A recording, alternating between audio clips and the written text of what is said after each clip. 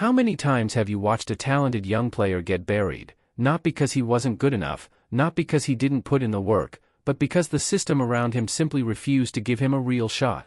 That is the story that played out in Cleveland last season with Shedeur Sanders. Week after week, slight after slight, press conference after press conference where his name was dodged like it was radioactive. But here's the thing about players who are built differently: they do not break under that kind of pressure. They do not disappear into the background and accept the narrative that someone else wrote for them. They show up, keep grinding, and wait for their moment. And Shedeur Sanders' moment is not on the horizon anymore. It is here, right now, in the most undeniable way possible. Let's start with something that might seem small on the surface but is actually massive when you understand what it means. Shedeur Sanders has his number 2 back. That is not just a number on a jersey. That is an identity. That is a legacy. That is the number Shedeur wore through every single snap of his college career at Colorado, the number that had scouts pulling out their notebooks, the number that had analysts staying up late debating his future, and the number that had fans across the entire country tuning into games that had nothing to do with their favorite team, just to watch this young man operate behind center. When he arrived in Cleveland, he was handed number 12. There is nothing historically wrong with that number, legends have worn it. But it was not his number. It was not the number tied to his story, his grind, or his identity. It was just a number on a shelf that someone handed him as he walked through the door, and that distinction matters more than people give it credit for. Getting number 2 back tells you everything you need to know about the shift in philosophy happening inside the Browns organization right now. Todd Monken and this coaching staff did not just hand Shedeur a different jersey. They handed him a message, delivered in front of cameras, reporters, and the entire NFL world, that they see him for who he actually is. Not a project. Not a backup plan. Not someone to be molded into a different quarterback. A franchise signal caller who gets to show up as himself, with his number, with his identity fully intact. That kind of acknowledgement from a coaching staff carries real psychological weight for a young player, and in the NFL, confidence is currency. Now let's get into what Todd Monken actually said at that press conference, because his words were not accidental. Every coach operating at this level understands precisely what they are communicating when they step in front of a microphone. There are no throwaway lines at this stage of the game.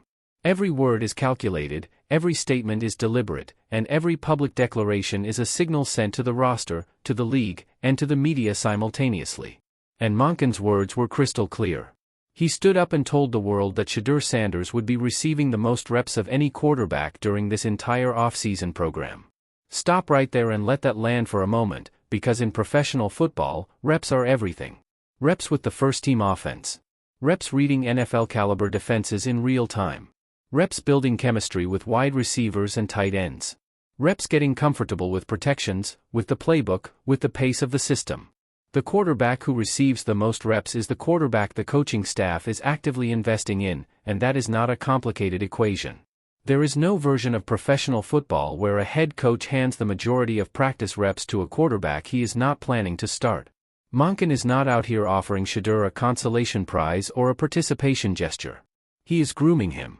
He is developing him in broad daylight, for every person connected to the NFL to observe without any ambiguity. And the contrast to what happened last season under the previous regime could not be more dramatic. Kevin Stefanski would stand at that same podium and talk in circles. Reporters would ask direct questions about the quarterback situation and receive responses so vague and noncommittal that they barely qualified as answers. Shedeur's name was avoided. His progress was downplayed. His potential was never publicly acknowledged the way it deserved to be. That era is finished. Todd Monken looked into those cameras and chose total transparency, and the message he sent to the rest of the league was impossible to misread. You cannot tell this comeback story without addressing what Shedeur Sanders had to go through to arrive at this point, because the road was neither smooth nor fair. Coming into the NFL as a highly anticipated rookie quarterback, Shedeur carried enormous expectations. But expectations without proper organizational support are just pressure without purpose, and for most of last season, the Cleveland organization did not surround him with the infrastructure, the trust, or the public backing that gives a young quarterback the best possible chance to succeed at this level. What the football world witnessed instead was deflection. A coaching staff that appeared more invested in justifying the presence of other quarterbacks than in developing the one player on that roster with the most undeniable long-term upside. Week after week, Dillon Gabriel, a quarterback who, with all respect, was not the long-term answer for a franchise trying to rebuild its identity, was given preference while Shedeur was left in a kind of professional limbo that served nobody. Reporters noticed. Analysts noticed. Players inside that locker room noticed. And Shedeur Sanders himself noticed every single bit of it. But here is what separates players who rise from players who fade. Shedeur did not let that situation poison him. He did not walk into a press room and air grievances. He did not create locker room drama or throw anyone under the bus publicly. He absorbed the adversity, maintained his composure, and continued to demonstrate on every snap he was given that he belonged at this level. That kind of character is not something a coaching staff can install or a training program can manufacture. You either have it or you do not. And Shedeur Sanders has it in abundance, which is exactly why the people inside that Cleveland facility never stopped believing in him even when the external narrative was running in a completely different direction. One of the most underrated elements of Monken's public comments was when he specifically brought up the importance of player consensus in determining how the quarterback situation develops going forward. He made clear that the feelings and opinions of the veterans on this roster would carry real weight in how decisions are made. Now think carefully about why a head coach would say that out loud, and think about what he already knows about the temperature inside that building. The veterans in that Cleveland locker room believe in Shedeur Sanders. This is not speculation based on anonymous sources or reading between the lines. Myles Garrett, one of the most respected and decorated defensive players in the entire NFL, has made his support for Shedeur publicly known. When a player of Myles Garrett's stature puts his credibility behind a quarterback, that is not a casual or throwaway endorsement. That is a declaration from someone who has earned the right to demand excellence at the highest level, and who is stating clearly and publicly that he sees that excellence in Shedeur Sanders. Other players across the roster have echoed similar sentiments, and the collective buy-in is genuine. Monken is not ignoring the locker room temperature the way the previous coaching staff did. He is leaning directly into it, using it as additional confirmation for a decision that the film study and rep allocation had already pointed toward well before any press conference took place. Here is the part of this story that should end every remaining debate about Shedeur's commitment and competitive drive, and it comes directly from the head coach himself. Todd Monken pointed out that since the offseason program began, Shedeur Sanders has been the only quarterback consistently showing up inside the building. Let that fact settle in completely, because it deserves to be fully understood in its proper context. This is the offseason. This is the period of the calendar when players travel, rest, recover, and decompress from the physical and mental grind of a long and demanding season. And while others are doing exactly that, Shedeur Sanders is in the facility. He is watching film. He is sitting in meetings with coaches. He is getting additional reps and processing the details of a new offensive system with a new coaching staff that is fully invested in his development. He is doing the invisible, unglamorous, daily work that separates players who talk about reaching the next level from players who actually get there. Monken praised Shedeur's work ethic and his consistent availability specifically and deliberately in front of the media. Coaches operating at this level do not distribute that kind of praise to make someone feel good about themselves. They say it publicly because it is true, and because they want the rest of the football world to understand the kind of player they are working with every single day. When a respected offensive coordinator with Monken's track record goes on record stating that a quarterback is showing up, putting in the hours, and demonstrating a genuine awareness of where he currently stands and where he is committed to going, that is a statement of deep, substantive confidence. Shedeur Sanders is not waiting for this opportunity to be handed to him. He is walking into that building every single day and earning it. Let's take a direct look at the narrative that surrounded Shedeur Sanders just a matter of months ago, because the critics were loud and they made a lot of noise that deserves to be addressed head-on with the facts now available. They said he was only in the NFL because of his father, Deion Sanders. They said that his father's influence had artificially inflated his draft stock beyond what his actual ability justified.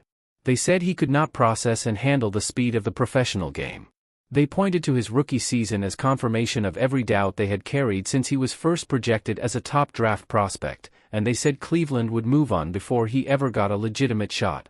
Every single one of those talking points is aging terribly right now, and the facts are doing the work. The circumstances under which Shedeur played last season were not favorable by any honest evaluation: inconsistent organizational support, a coaching staff that never fully committed to him in the public arena, and constant external noise designed to drag the conversation away from his actual ability. He still showed enough in the limited and compromised opportunities he received to justify every bit of the belief that his supporters maintained. Now he has a coach who believes in him without qualification. Now he has number 2 back on his jersey. Now he has the most reps in the building. The conditions that allowed doubt to thrive are disappearing rapidly inside the Cleveland Browns organization, and without those conditions, the skeptic narrative has nowhere left to go. The Cleveland Browns are building around Shedeur Sanders. Todd Monken has made that clear through his words, his actions, and the deliberate and very public steps he has taken since assuming control of this team's offensive direction. Number 2 is back on the jersey. The locker room, led by players like Myles Garrett, is locked in behind him. The coaching staff has gone on record committing the most reps of the offseason to his development. And Shedeur Sanders himself is inside that facility every single day doing work that turns raw potential into consistent production and organizational expectations into real, on-field results. Last season was a chapter in this story, a difficult one that tested Shedeur's resolve, his patience, and his belief in what he is capable of at this level. But the best players in professional football are never defined solely by how they perform when every condition is perfect and every system is built in their favor. They are defined by what they do when nothing is going their way, and they choose to keep going anyway.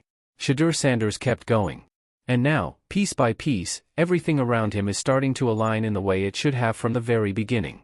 The doubters need to seriously recalibrate. The rest of the NFL should be paying close attention. And everyone who made noise trying to write this young man's career off before it even properly began is going to have a front row seat to exactly how wrong that call was. If you are riding with Shedeur Sanders on this journey and you believe what is building in Cleveland is real, hit that like button right now and let us see how many believers are watching this channel. If you are not subscribed yet, do not wait, hit subscribe, turn on notifications, and stay locked in, because we are covering every single development of the Shedeur Sanders era in Cleveland and you do not want to be the last one to know when this thing goes full throttle. We will see you in the next one.